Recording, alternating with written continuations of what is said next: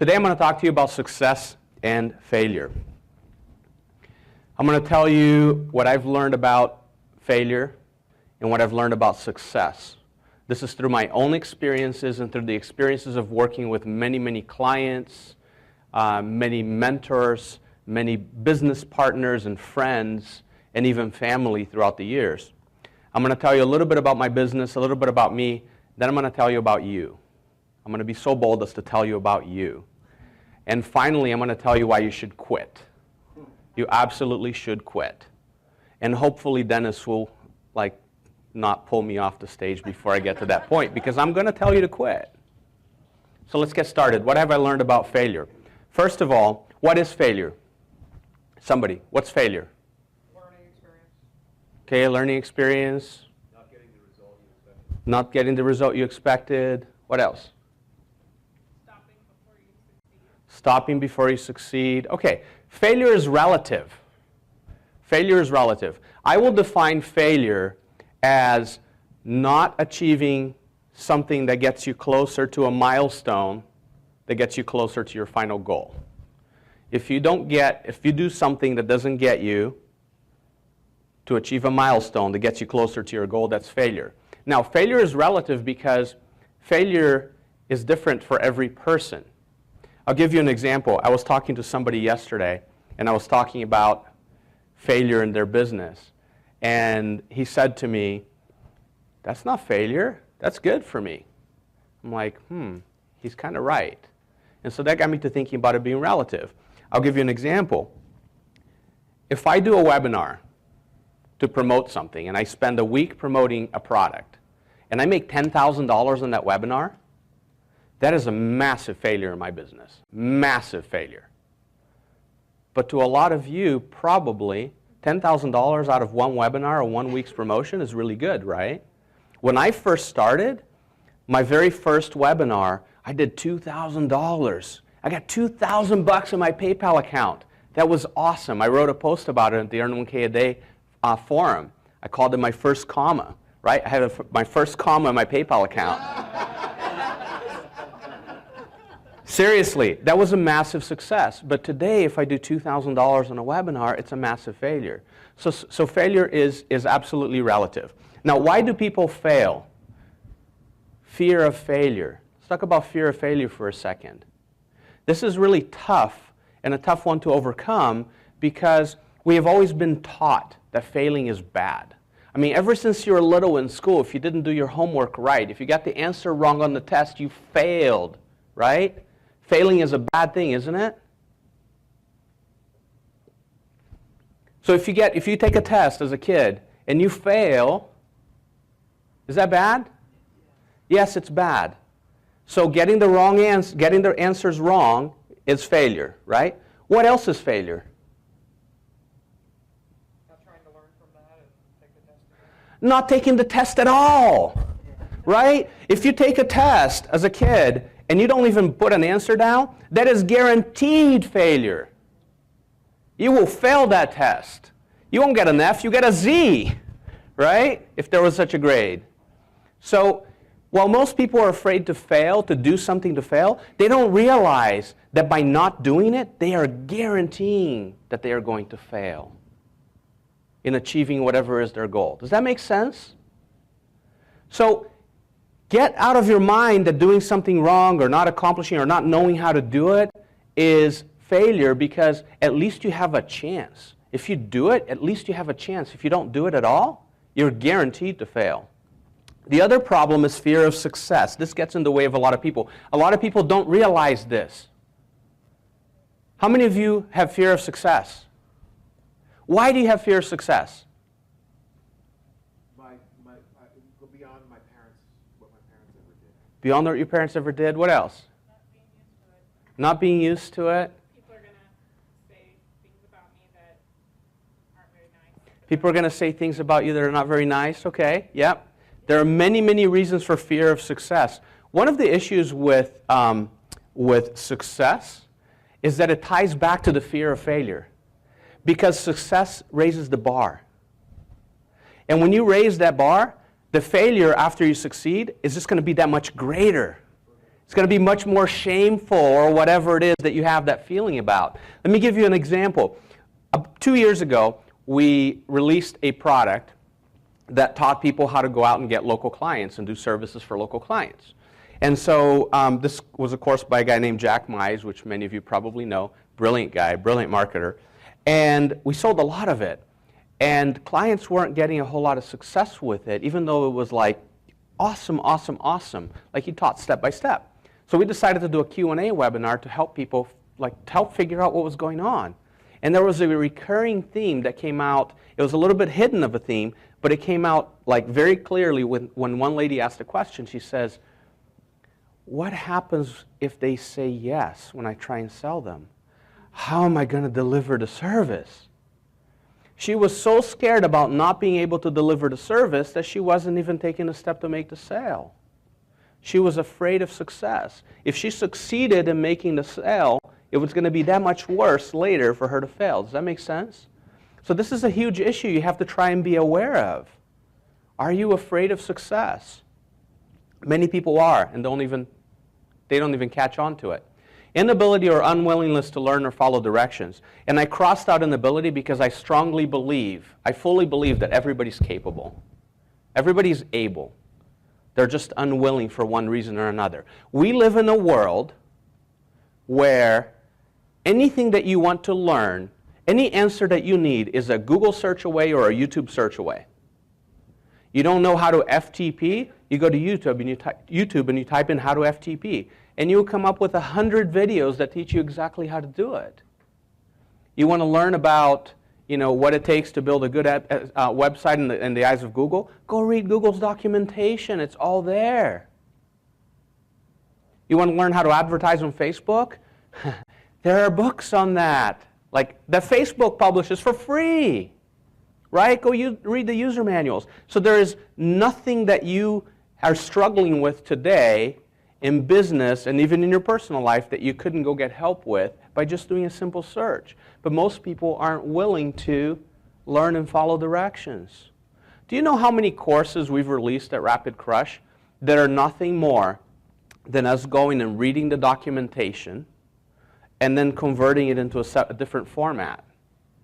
How many of you purchased Tube Method from us, from Zay Miller? Was that an amazing course or what? Guess where he learned all that stuff? From the documentation. He went and read all of the Google Help documents on that stuff, right? And then he created a product around it. He added value by creating a different format that was more easily consumable. But the point is that if you want to learn how to advertise on YouTube, how to do stuff on Facebook, the documentation is available, folks, right? But most people aren't willing to do that who fail. Entitlement mentality. Oh my gosh, I deal with this every single day with our customers. Every single day. It drives me nuts. Not just our customers, but I have family and friends that suffer from this as well. And this is actually becoming a huge issue, culturally speaking, in the U.S. Everybody feeling entitled to the handouts, and you owe me this, and you owe me that, and whether it's the government or my employer or whatever.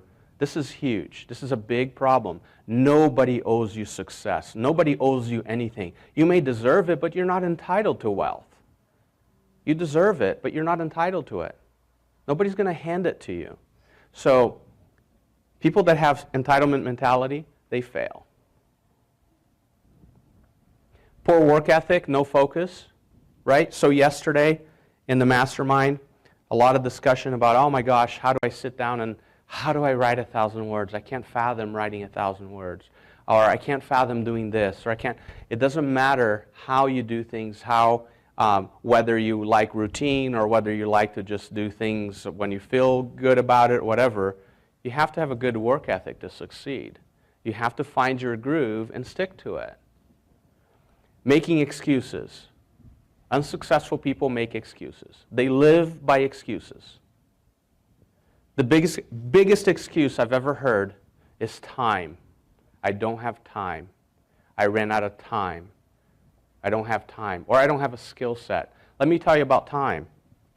I learned a long time ago that time just doesn't make itself available. I was in college, in my senior year in college. I partied a little bit too much my first year, so I was a little bit behind. But I was adamant that I was going to graduate in 4 years. And come hell or high water, I was going to graduate in 4 years.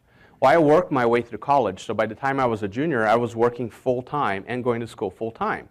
How was I going to make up those credits that I was missing, right? So failure was not an option. So what I did is I overloaded like my last year and a half. I was taking double the credits that a full-time student would take. And I would take classes that would meet at the same time on Tuesdays and Thursdays. I'd go to one on Tuesday and the other on Thursday. Right? And so I'd work from 6 in the morning till 3 in the afternoon and went to school from 3:30 to 10 every day. I had a girlfriend who was my college sweetheart. She graduated before I did. So she moved to Huntington Beach. I used to live in Bakersfield. That's a 2.5-hour drive. Every Friday night I'd drive to see her, and every Sunday night I'd come back. So I didn't have a whole lot of time. And I remember thinking to myself, man, when I graduate, I'm going to have all this free time. Guess what? I never had 1 hour of free time in my entire life ever since. It just doesn't happen, right? You will fill time with activities, and you will never have free time. Does anybody here feel like they have free time? You have free time? What do you do with it, dude? Watch TV, do whatever. Okay, well, great. Most people don't consider that free time. They're busy, right? Great point. Thank you for bringing that up. Everybody can make the time. So stop making time an excuse. Stop making skill set an excuse. If the right opportunity comes along, stop making money the excuse. Stop making excuses, period. Successful people don't make excuses. They find ways around the problem. So let's talk about what I've learned about success. Clear goals. Successful people have clear goals. Brenda and Mathia were talking to John and I yesterday, and we're talking about Rapid Crush and what we do, and I think it was Brenda that asked, like, what's your goal? Like, what do you want out of this in a few years? And without hesitation, I said to her, I want $10 million in cash in the bank, because that will allow me to live my current lifestyle without ever having to make a dollar again if I don't want to, for the rest of my life. And they both were like, wow, you have very clear goals. I've never heard anybody like they knew exactly what they wanted. Yeah, very, very, very clear goals. You have to have clear goals. And by the way, making a lot of money or retiring at this age or whatever, that's not a clear goal. If you can't measure it, it's not clear. If somebody else couldn't look at what you do and measure that, then that's not clear. You have to have a very clear, specific goal. Willingness to take risks. Successful people are willing to take risks. Now, when I say take risks, I'm not talking about gambling or being silly about just like doing stuff haphazardly, right? I'm talking about taking calculated risks. I am very averse to risk. I don't like risk, but I take risks all the time, just calculated risks. I make intelligent decisions about what things I'm going to take risks about. When I left my corporate job to get into this IM world, that was a big risk. I was making a very nice 6-figure salary in the corporate world. I had all kinds of benefits and stock options, and I mean, I had a really nice expense account, and I worked with brilliant people, and I traveled around, and it was great. I love my job. I actually did love my job. I'm one of the few internet marketers that didn't get into this because I hated my job. I got into it because I love my job. I love my job so much that I wanted to continue that lifestyle. I worked from home. I woke up whenever I wanted to. I set my own meetings with the clients. Like I said, I had a nice expense account. And I decided, wow, I don't ever want to go to an office again. I want to continue living this lifestyle that I already have. I'm making almost $200,000 a year, and I have the absolute freedom with the quote-unquote safety, right, of the paycheck coming every other week. I decided, boy, I'm just a number to that company, though, right? They can let me go at any time. So what can I do to perpetuate the situation? That's how I got into IM. Now, I didn't quit that job until IM was going really well. So I did both for a long time. But you got to be willing to take risks. Seek advice. Successful people seek advice. Nobody knows everything. Successful people surround themselves with other successful people, other like-minded people. They create a network of trusted advisors and trusted friends. Have you ever heard a saying like, you are who you hang out with, or something like that, right? Surround yourself with people that are successful. Create a network of trusted advisors and service providers that are going to help you get there. I know nothing about, well, I know a little bit now. I know nothing about taxes, I'll say. So I go find the right CPA that understands my business or can understand my business so they can help me. Justin was telling me that after my talk a couple of years ago, he went and found advisors to help him with business structure and tax and accounting and stuff. And how did that do for your business? It was awesome, right? Took your business to the next level. So surround yourself with people that can help your business grow. Believe enough to take action. It's a real powerful one too. How many of you like follow or believe in law of attraction? Okay, cool. How much do you really believe in law of attraction? Happens all the time. Happens all the time. Okay, so when I think law of attraction, and when I talk to most people that like really believe in law of attraction, I think of the stuff that we learned like 10, 12 years ago in The Secret. Remember the movie The Secret? And when I watched that, I was like, I had two feelings about it. First, I was like, I do that. Yep, I do that. Oh, that's why I got that in my life. Okay, that worked out. Great, this stuff is really cool. But then something was missing, and I couldn't figure out for a long time. Something was missing. Because, and I figured out many years later, most people that teach law of attraction teach that you should stay there, you should believe, you should visualize, and you should like, just put yourself in that mind state that you already have what you want and so forth. And that's all nice and good, but they miss one very critical part of that belief structure. What is it? Action. Because if you believe enough in it, you're willing to give up your life. You're willing to work 18, 20 hours a day because, boy, that is so worth it, and I believe so much and I'm going to have it. Of course I'm not wasting time by working really hard. It's going to come, so it's worth it, right? So successful people believe enough to take action.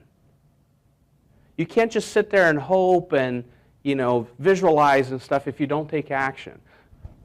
Deadlines. This came up yesterday several times, but nobody keyed in on it. It came up as like a secondary subject or, in passing as they were talking about something else, whether they establish routines and how they get their work done and how long it takes them to write a book and so forth, right? The power of the deadline. Anything worth doing needs to have a deadline. If you don't have a deadline that you stick by no matter what happens, I had a deadline. I stayed up really late yesterday finishing these slides.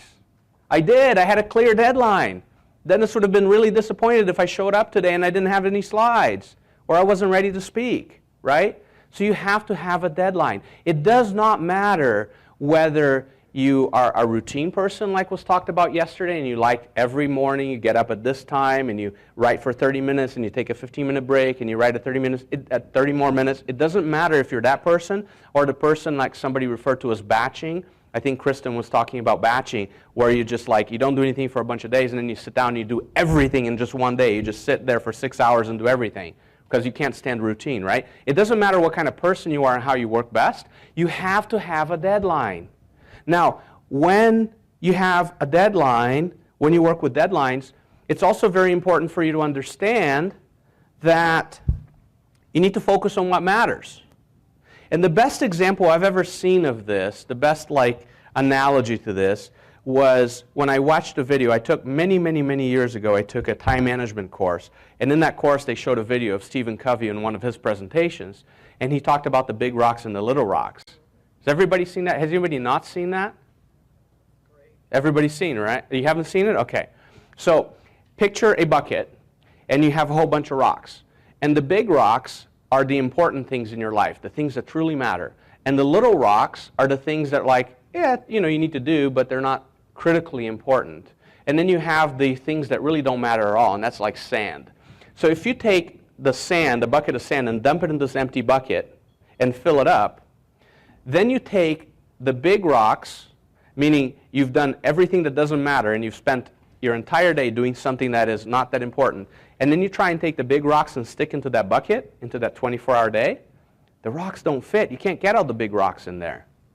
If you do it backwards, though, if you say, take this empty bucket, fill it with big rocks, meaning you've gotten everything done that's important, that's critically important, and then you take the little rocks, they kind of start fitting into the grooves of the big rocks. And you take the sand and you dump that bucket in there, and you can fit almost the whole amount of sand in there because there's so many little grooves in between the important stuff. Does that make sense? It's the most beautiful picture, and I never forget that because you got to focus on the big rocks. So you have to understand successful people focus on the important things. You always have to analyze what's important. Perseverance. I cannot tell you how many customers I talk to almost on a daily basis that just give up so quickly. They just give up. We're all guilty of that, by the way. I've given up many times quickly, but I try not to anymore. In every business and everything that you do, you are going to have roadblocks. You're going to have bumps on the road. You know, I started this whole Amazon business thing, and it was really awesome. And I was like, oh, damn, I gotta pay sales taxes, and there's like this thing about sales tax nexus, and now I have to go apply for sales tax IDs in every state that Amazon has warehouses. And oh my God, every state is so complicated, and I can't do this. Oh my God, I'm gonna quit, right? No, I'm like, these days I look at those things and say, man, this is really complicated. This really sucks. Awesome, because my competition is gonna quit and I'm not. Right? So every road bump that I see, that I get to, and by the way, I deal with road bumps every day in my business, every single day. Whether it's an issue with a staff member, whether it's an issue with the bank, whether it's an issue with PayPal, whether it's a legal or a contract issue, whether it's a server problem, server went down, it doesn't matter. I deal with problems every single day, and I love doing it. Willingness to sacrifice. It's very easy from the outside to look at a successful person and say, boy, he has a nice house, and he has a nice yacht, and a nice car, and boy, he makes a lot of money, and he's going to nice restaurants, and he wears nice clothes, and has nice jewelry and watches, blah, blah, blah, blah, blah, right? It's real easy to see the outcome of their success. But what most people don't realize is that they're willing to sacrifice, and you have no idea what they've sacrificed. Connie, how much in your life have you sacrificed for your success? How much have you given up? How much have you given up? Whether it's time with your family, or whether it's like missing that TV show, or whatever. Willingness to sacrifice, and most people aren't willing to do this. This is why there's so few successful people in the world. Insatiable desire for improvement. Successful people are never satisfied, ever. It's a curse. So, a couple of months ago at Rapid Crush, we just finished the largest affiliate promotion in the history of internet marketing. I mean, I'm talking, we referred over $10 million in sales in 8 days. The previous record was $6 million, and that was ours. The previous one before that was $4 million, and that was our record. And the previous one before that was $2 million, and that was somebody else, right? This is at the level that we're performing. Are we satisfied? John, are we satisfied? So the cart closes on a Thursday night at 11:59 p.m. Pacific. At 12:01 a.m., John Rhodes, Jason Fladlin, Wilson Mattos, and Ana Carolina Davis, our CFO, get on a Skype call. We celebrate for 5 minutes about how awesome we did, and then we spend the whole next hour talking about all the things we screwed up and we got to fix next time. It's crazy, but we have an insatiable desire for improvement. And this is really, really critical and something a lot of people forget. Successful people seek to add value, not just to pad their pockets. If you want success, you need to focus on adding value. Adding value not just, again, for yourself, but to your family, to your coworkers, your employees, your community. Whatever is important around you, you need to seek to add value. I'll talk a little bit more about this. Let me talk a little bit about my business now. And again, those were things that I've observed over time in working with clients and business partners and so on. Let me tell you a little bit about my business. I started internet marketing in 2007, again, as I told you, because I love my job. I loved working from home. I loved making my own schedule. I loved making the money I was making. I loved the flexibility that I had in my life. So I wanted to perpetuate this. So I went on Google and I did the whole infamous search that everybody starts with. How to make money online, right? And then I floundered for 2 years. I really did. I did absolutely nothing other than spend money and waste time. I spent so much money. Sometimes clients come to me and say, I spent $20,000 in the last 3 years and I haven't done anything. I'm like, just 20? Got a little bit to go. I spent a lot of money and again, did nothing. Then I attended the first Earn 1K a Day Summit and I met people like Dennis and John Rhodes. And that's when my business took off.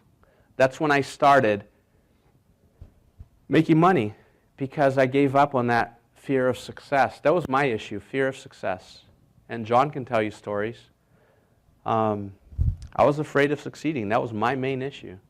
I had literally created products that were sitting there on my computer that I had given to people like Dennis. He was using one of my products before I ever sold it. He loved it. And he told me, you should sell this thing. I'm like, nah, I don't want to sell software because I don't want to support it.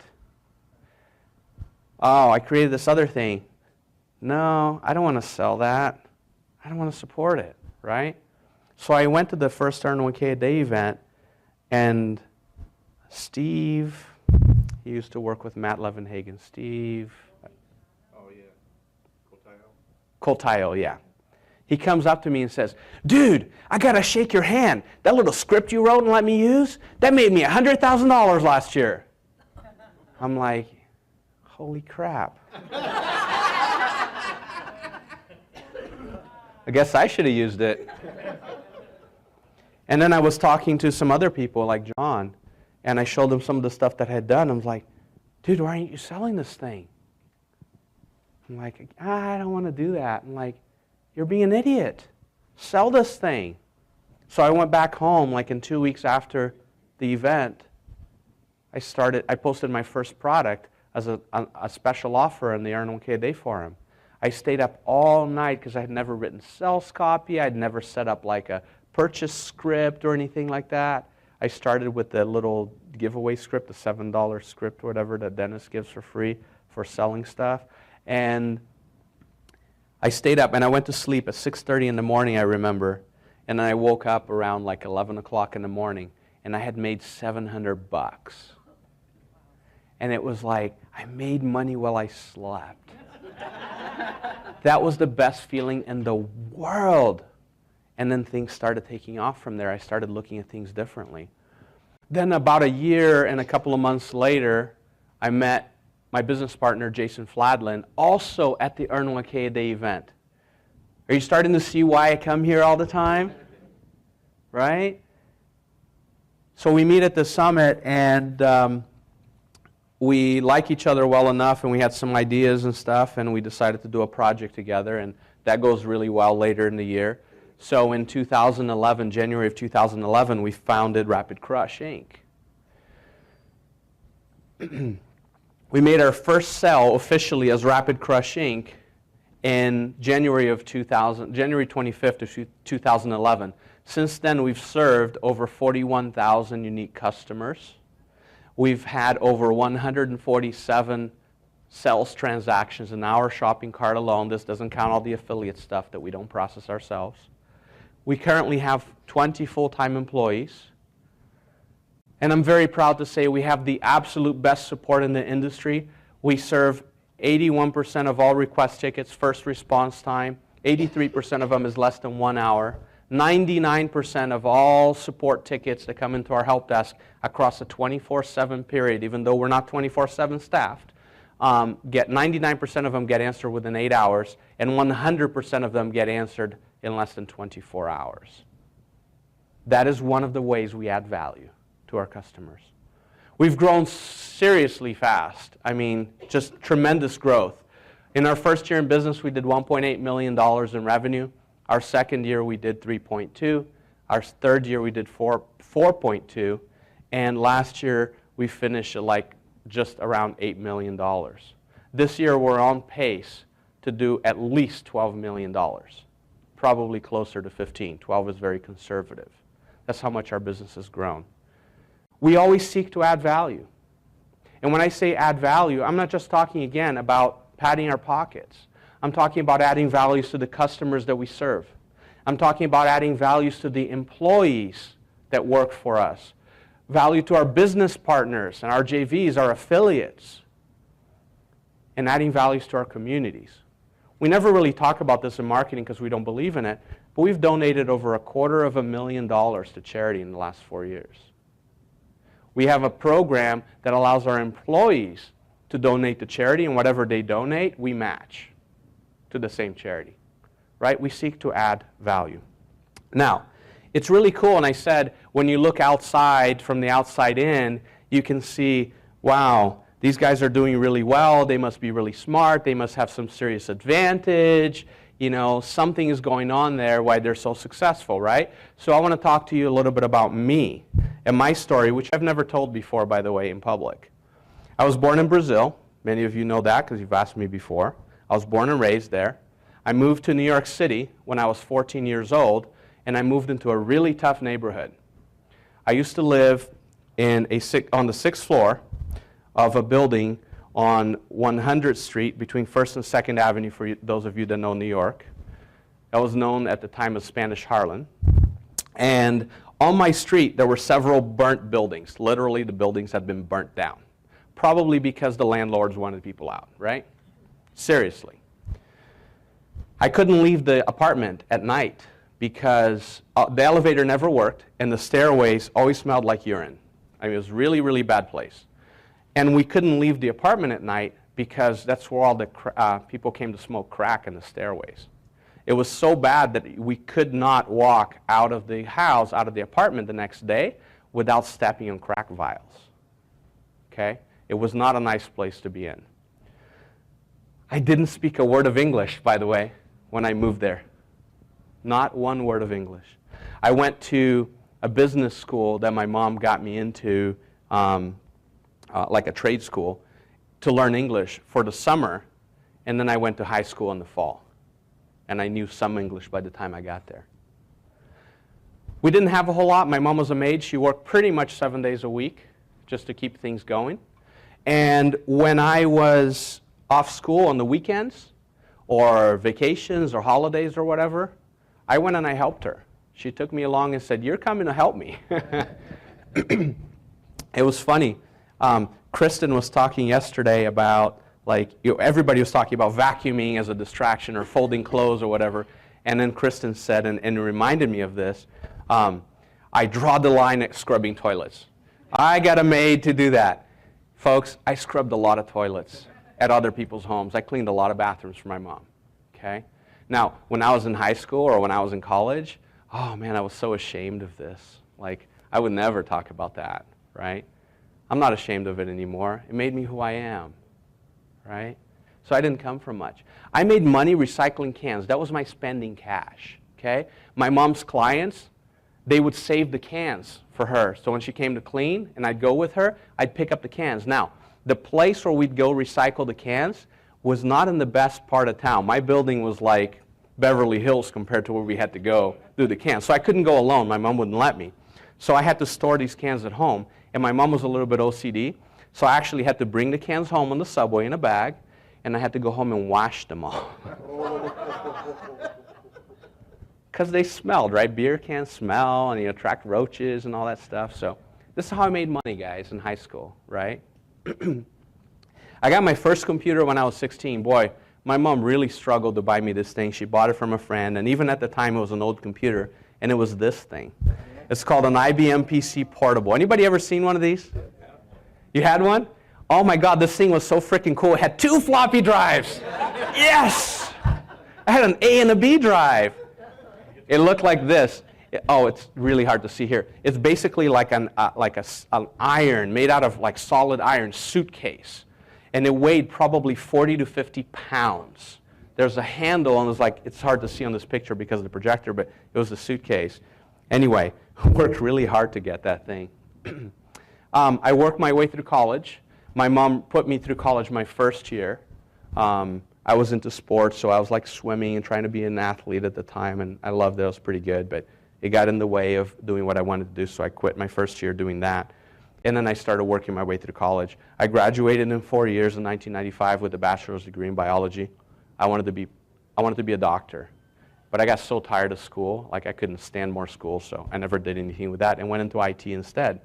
I have a master's degree that I got in 2000 in business, and I continue to work on climbing the corporate ladder. By the time I was 30, I was the IT director for Paramount Pictures Corporation for the worldwide networks. So in 2014, in early 2014, I became a cash millionaire, meaning without counting all of my retirements and 401ks and all that stuff I got through the jobs, I had more than $1 million in my bank accounts that was mine. In late 2014, just like 7 or 8 months later, I became a cash multimillionaire. And then I had to pay taxes, so I'm not a multimillionaire anymore. I'm not joking. It hurts to write $1 million check to the man. It really does. But that's okay. Later this year, I'll be a multimillionaire again. And as I said earlier, I have a very clear goal in mind when it comes to business and finances, right? I have personal goals and stuff that are aside from money, of course. But my business goal, my financial goal, is to have $10 million in cash after taxes in the bank within 5 years. Because that will allow me to live my lifestyle, which is not extravagant by any means. I live very well, by the way. I don't lack anything. I have the computers I want and the gadgets I want, and that's pretty much all I buy for myself is gadgets. And I travel and I have vacations and stuff. Not extravagant, but very nice. And I'll be able to live just like this continuously forever if I achieve $10 million of cash in the bank. Now let me ask you this. Did I have any special advantages? Did I start out with a whole lot of advantages? Did I have a rich mommy or daddy, or did I have a lot of connections and stuff like that to achieve what I've achieved so far? No. No, I didn't. So let me tell you a little bit about you. First of all, you're here. How insightful is that? You're here. Now I say that because, remember one of the things I told you about success, and one of them was willingness to sacrifice? You've sacrificed something to be here this weekend. You've sacrificed time with your family. Perhaps you've sacrificed, money you may or may not have had to be here, right? You're sacrificing to be here. And this is important. This is a trait of success. You're willing to take steps that other people are not willing to. We're running an event for some of our customers in July, and we have a Facebook group. And we announced it, and we've been telling people you should register, you should come to this event. It's our ASM event. And it was like, oh, that's a bad time for me. I have vacations, and the kids are off school, and oh, blah, blah, blah. And so many excuses, and some of them are legitimate, don't get me wrong. But so many excuses. They're not willing to sacrifice anything to come to an event that can potentially change their business forever, right? You, on the other hand, you're here. You're smart. I've talked to so many of you on a one-on-one basis, and I've learned so much from any of you. Many times I don't tell you I'm learning stuff from you. I just soak it in. But you're smart. You know stuff. You're smart for being here. You're smart for the things that you do in your business. My gosh, I heard so many amazing, awesome tips and tricks and ideas yesterday in the mastermind. I was only there for about 3 hours, and I heard so much cool stuff, right, that I'm going to take and I'm going to implement. You're smart. You can do this. I know that you can, excuse me, you can add value to the world. Every single one of you can add value to the world. Because success is not just for you. Success is about the people around you, about the things that it enables you to do. Success is about your friends and your families and how you enable them. Success is about the customers that you serve. Success is about your community, the charities you want to support. You can make a difference. You can add value. I also know that you're not perfect. Anybody here perfect? Yeah, me either. Okay. So how many of you identified with some of the traits that I talked about failure? Be honest. How many of you? And I'll raise my hand because I do too. Right? But I also know that you've identified with a lot of things that I talked about success, didn't you? Right? You don't have to be perfect. You just have to continuously improve. You just have to make up your mind to do what you're going to do and get it done. I know that you deserve to be successful because everyone deserves to be successful. So let me ask you this. Do you want to be successful? Who wants to be successful? Kristen doesn't. Rowie doesn't. Jean doesn't. Do you want to continue being successful? All right. Do you really want to be successful? Say it. All right. Then I want you to quit. I'm going to tell you why you should quit. You should quit so you can succeed. You should quit being scared. Quit being scared. Quit fearing failure. And most of all, quit fearing success. Success is going to bring a lot of different things to you, including people who are not going to like you. It's okay. Do you want to be liked and poor, or do you want to be disliked and rich? There'll be a whole another set of people that like you when you're rich. Right? It's okay. Seriously, quit being scared. Remember the example of the test that I told you about? If you're scared of failing, and you don't do something because you're scared of failing, you've already failed. So what's the worst thing that can happen? You stay in a failure state. But do something because there's a chance you get out of it. Quit being scared. Quit being passive. Many people are passive. Take success into your own hands. Don't wait for people to come give you a handout. Don't have that entitlement mentality. Make it happen for yourself. You don't have a skill, you haven't learned something, take it upon yourselves to learn. Take it upon yourselves to go do it. Quit being selfish. Quit being selfish. If you're not successful, if you're not taking everything that you have, if you're not taking every advantage, every bit of knowledge, every skill set, every resource at your disposal to be successful, if you're not utilizing those things, you are being extremely selfish. Because as I told you, success is not just about you. It's about what it enables you to do and what it enables people around you to do. Some of the people that have benefited from my success are little kids and families that deal with cancer. Connie knows what I'm talking about. One of the charities that we've donated hundreds of thousands of dollars to over the last few years, and it has made a significant difference in families' lives, are families that are dealing with pediatric cancer. If I wasn't doing everything that I can to be successful, I wouldn't be able to help them. I've changed the lives of some of our employees because we're successful. So stop being selfish. Success is not just about you. If you're not executing, if you're not taking action to execute on everything that you're able to, you're being selfish. So quit. Quit being selfish. Quit making excuses. How many of you don't have time to do that next project? Raise your hand. Bullshit, Matson. You have the time.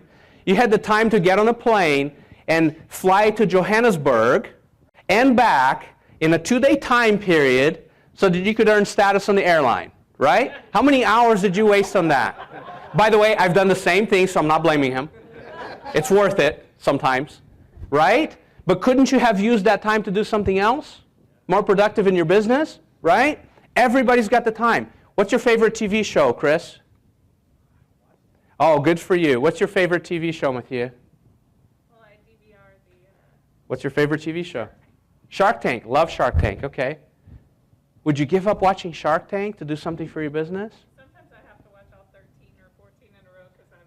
Sometimes she's got to watch. By the way, I do the same thing, so I get them all on my iPad. But you see, are you willing to give those things up? Everybody has time if they want to make time for what's important, right? Dennis didn't have time to go to the hospital when he was sick, right? But he did. He had to. There was no choice. So make it so you have no choice. Quit postponing your success. Bottom line, stop postponing your success. Start being successful right now. This is one of my favorite quotes, and I live by this. For a few years, I will live life like most people won't, so that I can spend the rest of my life living like most people can't.